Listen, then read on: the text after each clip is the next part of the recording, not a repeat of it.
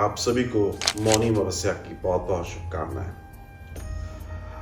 हम सब जानना चाहते हैं कि मौनी अमावस्या का वास्तविक महत्व क्या है और मौनी अमावस्या हमारे जीवन के लिए कितनी सार्थक है, कितनी लाभदायक है। अभी 18 जनवरी हम सब मौनी अमावस्या में प्रवेश करेंगे। ये वो अमावस्या है, इसके नाम से ही हम समझ जाएं कि मौन, जी हाँ, मौन। क्योंकि जब तक हम अपने आप को शांत नहीं करते तब तक हम अपने अंतःकरण में नहीं प्रवेश कर पाते और वो नहीं जान पाते जिसे जानने के लिए देह मिली है। ये वो दिन होता है जिसे मौन व्रत के रूप में देखा जाता है। जी हाँ, अक्सर लोग इसका नाम तो जानते हैं लेकिन ये नाम किस लिए है वो नहीं जानते। मौनी अमावस्या मतलब अपने आप को मौन रखना है और अपने आप को धार्मिक गतिविधियों से रखना है और इसी मौन में आपको दान धर्म भी करने हैं, सत्कर्म भी करने हैं, जितना श्रेष्ठ कर सकते हैं करें। क्योंकि इस अमावस्या पर आपके पितृ आपसे जब मिलने आते हैं तो वो आपको सत्कर्म करते हुए देखना चाहते हैं।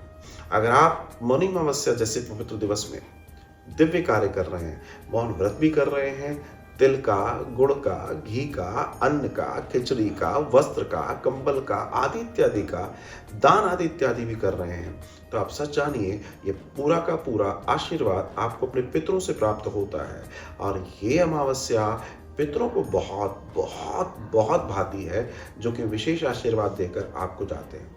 तो इस बार आप भी अपने आप को इस मौनी अमावस्या के अवसर पर इन दिव्य दानों के साथ जुड़ें और जहां संभव हो वहां गौ सेवा करें। क्योंकि वैतरणी पार करने के लिए कहीं ना कहीं गौ माता की जरूरत होती है। और अमावस्या पे जब हमारे पितर हम तक आते हैं तो वो कष्ट में होते हैं, वो रुष्टता में होते हैं, तो उनको हम किन चीजों से प्रसन्न कर सकें कि उनका आशीर्वाद हम पर आए, उसमें एक विशेष सेवा, दान धर्म सारी चीजें अपनी जगह पर हैं, लेकिन एक विशेष जो मूल सेवा है वह है गौ सेवा। क्योंकि वही वैतरणी को पार कराने वाली है। अगर हमारे पितृ कहीं भटके हैं, कहीं अटके हैं, कहीं उनके मार्ग अवरुद्ध है, तो ध्यान दीजिएगा इस अमावस्या पे अगर आप ये कार्य करते हैं तो आपके पितरों का आशीर्वाद आपके लिए सुगम और श्रेष्ठ होने वाला है। और मौन रहकर जितना आप इस दिन का लाभ लेना चाहेंगे उतना ही आपके लिए लाभप्रद होगा।